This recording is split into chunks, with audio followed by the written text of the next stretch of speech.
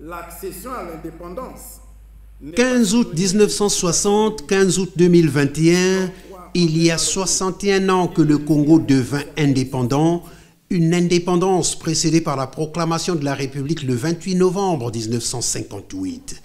15 août, un jour émouvant, devenu aujourd'hui une journée de réflexion, car elle est une étape essentielle de la vie de notre État, et c'est bien autour de la notion d'État que s'est articulée l'évocation du Premier ministre Anatole Kouliné-Makosso à l'occasion de la célébration du 61e anniversaire de l'indépendance du Congo.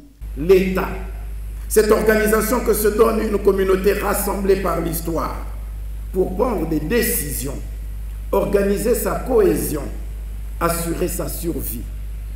Oui, l'État, dans sa triple dimension sociologique, organisationnelle et juridique, mais aussi l'État dans ses différents attributs: indépendance, souveraineté, indivisibilité, démocratie, égalité, laïcité, tel que cela est repris à l'article 1er de la Constitution du 2 mars 1961.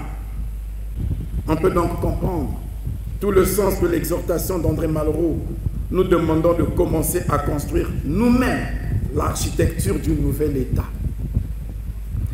Et c'est ce que vous et chacun de vos prédécesseurs vous êtes attelés à faire depuis 1960.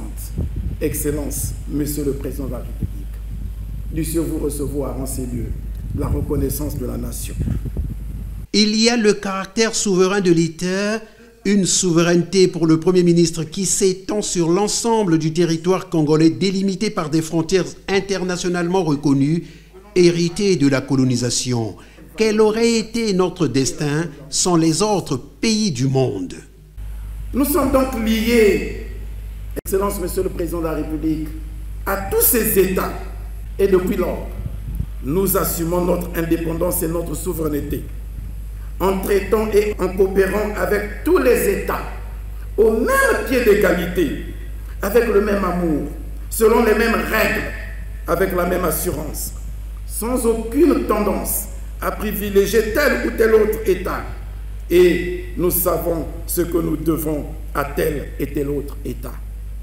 Que tous nos partenaires soient rassurés que jamais nous ne trahirons les idéaux de nos pères fondateurs. Pour le chef du gouvernement, les pères fondateurs ont tellement cru en l'unité du pays qu'ils l'ont mise en relief dans les différents symboles de la République, à commencer par l'hymne national, et de poursuivre qu'à travers les expériences que nous avons connues en 61 ans d'indépendance, nous avons enregistré des avancées, traversé des tumultes, mais la promesse d'une République unie et d'un État en constant progrès nous a toujours habités.